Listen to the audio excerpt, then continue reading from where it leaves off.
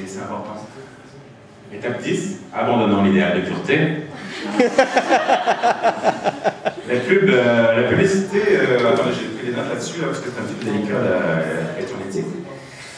À part les services publics et les médias communautaires, alors, la plupart de nos clients n'ont pas pour but d'offrir du contenu grâce à la publicité, mais bien d'offrir des espaces publicitaires grâce à la présence de contenu. Hein.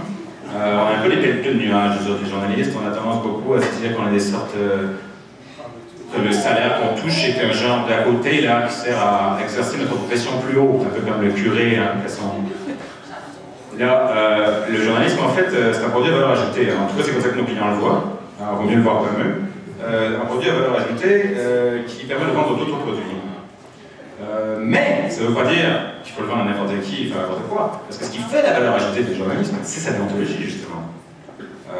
En ce moment, le journalisme se désinstitutionnalise. On voit de plus en plus de journalisme citoyen, de blogueurs qui prétendent vouloir détrôner les journalistes. On voit beaucoup de blogueurs payés par les agences de pub, des relationnistes. Comment se distinguer des amateurs et des imposteurs? C'est en offrant justement ce qui nous distingue comme valeur ajoutée, la transparence, l'impartialité et la méthodologie du journaliste.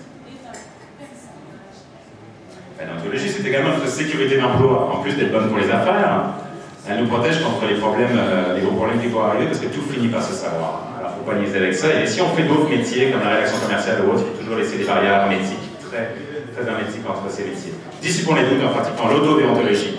C'est un concept un petit peu bizarre, hein. C'est vraiment le gars, oui, c'est juste parce qu'il dit qu'il est ontologique, qu'il est déontologique. Mais moi je pense que oui, parce que le truc c'est de ne pas vendre n'importe quoi à n'importe qui, même si on est des fournisseurs indépendants lucratifs, parce que les rats pour eux ne font pas long feu. Si on veut encore faire ce métier dans 20 ans, comme tout se sait, surtout avec le web, il ne faut pas niaiser avec ça. Alors, par exemple, ne jamais écrire sur un sujet qui nous place en conflit d'intérêt. Par exemple, moi ça m'est arrivé souvent dernièrement justement, parce que j'écris sur le sujet du marketing, puis je fais aussi la rédaction. Fait que là, j'ai eu des situations où la source parfaite, j'avais besoin d'une source dans une heure, la source parfaite, le gars il est super bon là-dedans quand il parle de cette affaire-là, mais ça, moi j'ai reçu un site web pour lui il y a un mois. Bon, bah là, je vais chercher quelqu'un d'autre. Ou alors, je vais filer ça à un collègue. Mais ça, c'est bien important. Puis surtout, le dire aux clients aussi que cette situation. Être bien honnête avec ça. 11. Notre nom est une marque. Au fil de notre carrière, nous développons une idée précise de qui nous sommes et de ce que nous savons faire. Alors, faisons-le savoir. Notre nom doit avoir un positionnement clair, lié à des valeurs recherchées. On peut être des joueurs importants dans nos spécialités respectives, parce que plus nous sommes recherchés, plus nous sommes rares, et plus nous sommes rares, plus nous sommes chers. Alors, le web est bien important, rien de plus louche qu'un journaliste absent du web. Il faut maîtriser notre identité en ligne pour communiquer régulièrement, pour communiquer notre positionnement, pour rassurer nos clients existants et pour en trouver de nouveaux. Quelqu'un qui est absent du web en tant que journaliste indépendant, si tout ce que tu trouves sur lui quand tu cherches, c'est les résultats d'un article publié dans un truc à 3 ans, déjà, ça ne représente pas sa force en tant qu'indépendant, mais surtout, c'est très dangereux, parce que si un mec se met à faire un site où il vous critique, où il vous blasse, il va se retrouver dans le top du PageRank, puis aller chercher à remonter ça après. Il faut s'y prendre très tôt, en faisant tout de suite un blog, ça c'est toujours le bon truc, toutes les communications des médias sociaux, la présence en ligne. Ce qui est l'avantage aussi de ça, c'est qu'on n'a plus besoin de faire de CV. Une fois qu'on est rendu là, le CV qui rend très mal justice au pigiste par son format.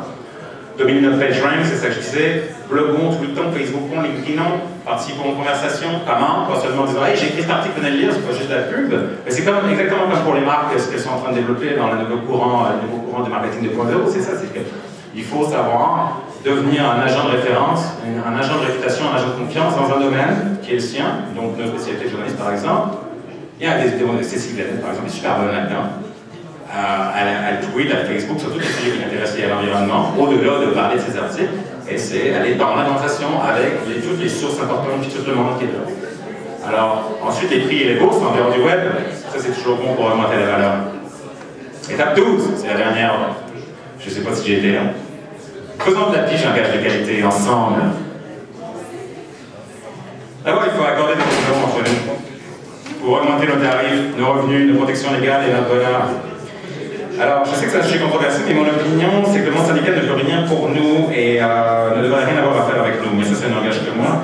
Et je trouve par l'autre solitude des salariés. Et je pense qu'en tant que connaisseur de service, notre forme de regroupement naturel est l'association, comme ici. Alors, il faut sortir du monde ouvrier, là. Exiger de meilleures conditions, tout ça, c'est une posture héritée du monde ouvrier où la main-d'œuvre est substituable. Mais nous ne sommes pas de la main-d'œuvre, puisque nous sommes des fournisseurs indépendants, nous ne sommes pas substituables, puisque nous sommes des marques. Alors, Notre force, c'est le niveau de qualité constant qu'on rend tout le temps pour garantir notre sécurité d'emploi, comme on l'a vu. C'est ça qui fait notre supériorité. Faisons. Il faut faire du journalisme à la pige un synonyme d'excellent service, comme un saut de qualité de service, un peu comme appellation d'origine contrôlée, Intel Inside. Alors construisons ensemble la pige de demain.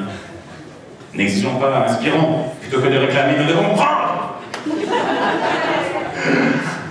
Et abandonner définitivement les concepts inspirés du monde salarié, parce qu'ils ne s'appliqueront jamais à nous de toute façon.